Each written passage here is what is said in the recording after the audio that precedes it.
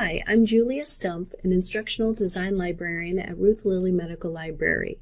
This is the 7th and last video in our evidence-based medicine diagnosis series.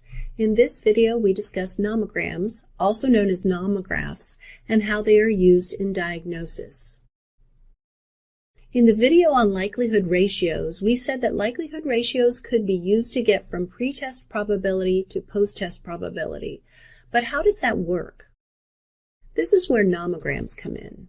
But what are nomograms? Nomograms are used to display information graphically.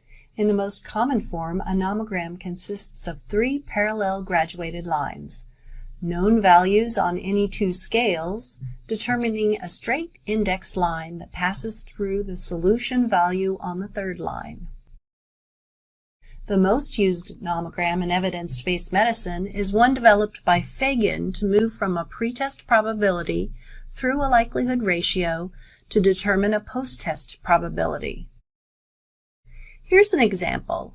Let's say you have decided a patient's pretest probability for dementia is pretty low, around 20%. You then administer the 6-item screener, SIS.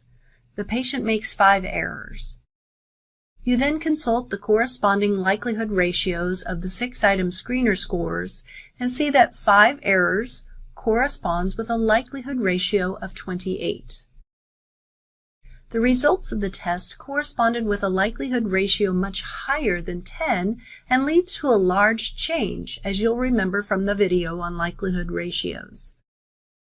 Now that you have pretest probability and likelihood ratio, you can use a nomogram to calculate post-test probability.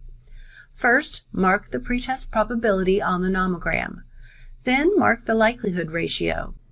Lastly, draw a straight line between the pretest probability mark and the likelihood ratio mark to find the intersection on the post-test probability line.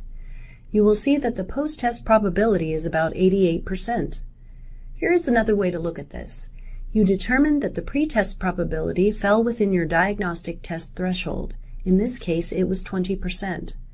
You then administered a diagnostic test and determined that the likelihood ratio was 28.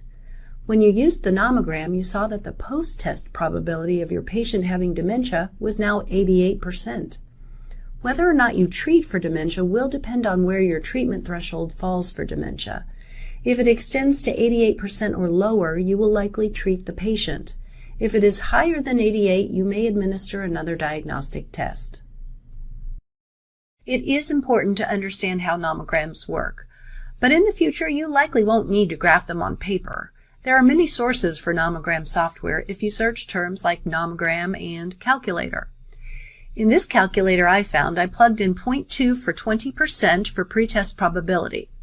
For likelihood ratio, I plugged in 28. I then clicked on the Recalculate button and found the post-test probability to be 0.875.